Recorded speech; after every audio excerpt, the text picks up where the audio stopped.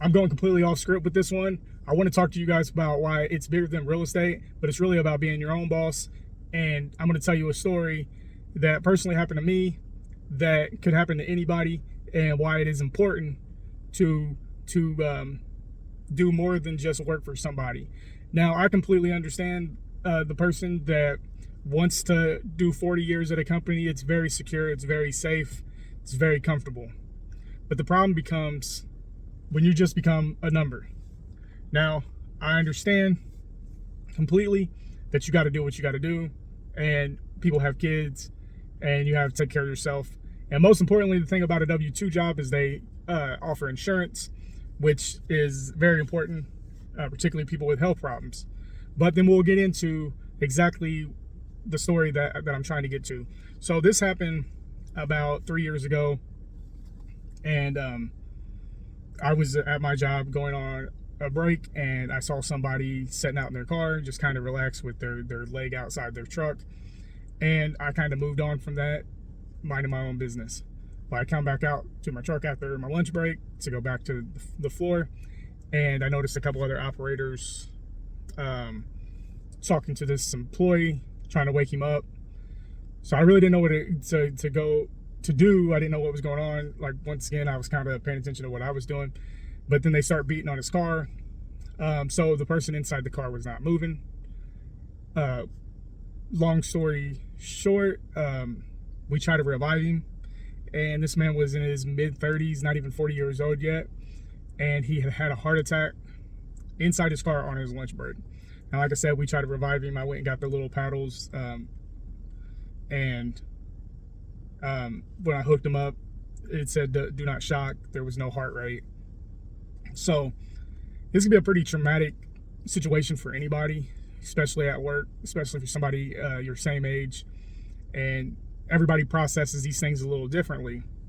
Well, to go into, the more upsetting to me situation about the whole thing is you just died at work. How is this going to be handled? Now, this was about 3 a.m. By 4 a.m., the police and paramedics were on site. Now, we do our shift change at 7 in the morning. So there was more than enough time to have the next shift not come in or be late, or at least take care of the situation before they came in. So the paramedics doing their or not the paramedics, but the police doing their investigation. They pull his body out, have him on the sidewalk, and doing everything they can. Well, because you're just a number to these companies, that's how it was treated. So they still had first shift come in.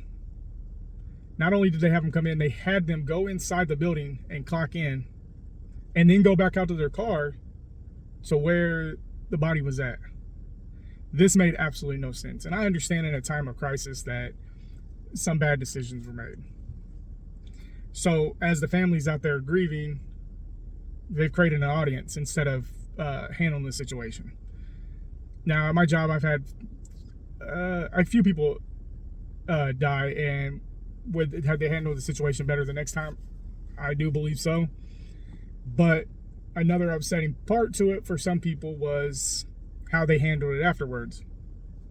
So as one of the people that found his body and tried to save him along with 2 other operators, the company never reached out to us all, said anything to us. They did do overall, we have grief counselors, whatever.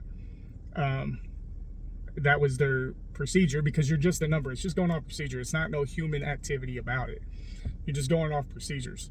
So at my job, we have what they call bid jobs, which is because we work in a plant.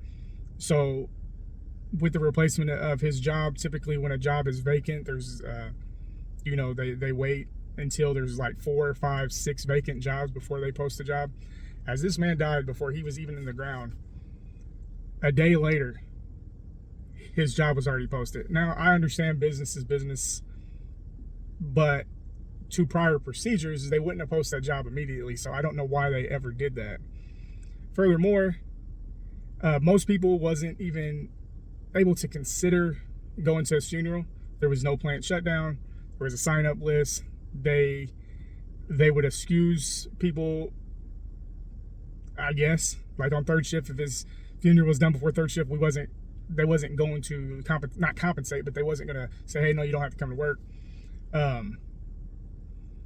They couldn't shut a plant down for somebody that's been there for over 10 years. They just couldn't shut it down for a day. So, and once again, I will always say it's a business. A business handles business is how they want to handle it.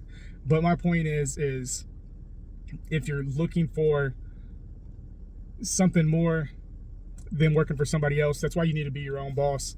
Pay for your own time. And I understand that you may not have something that you know you want to do that you can make money outside, and it is something that you'll have to build. And being an entrepreneur is not for the weak. Trust me, it's way harder than what I do now, but I know that at the end of the day, retiring at 42, 43 is more important than retiring at 65. Also, you know, I don't think anybody wants to obviously die, but die at work. You know, you was selling your time. So it's time to do something that is fulfilling in life, because we don't, you know, it doesn't go on forever. But with that, I will always say a person that works a job for 40 years, which is probably pretty rare these days, or 30 years or whatever to the retirement age, is pretty rare, and it's quite an accomplishment, and there's nothing wrong with that at all. I've been with my job for 20 years, so apparently I'm happy with it. But the older I get, the more I realize that my time is valuable, and I have to do some hard things now for an easier future. So at the end of the day, you're just a number to them, but you're not a number to yourself. You're not a number to your family. You're the most important thing.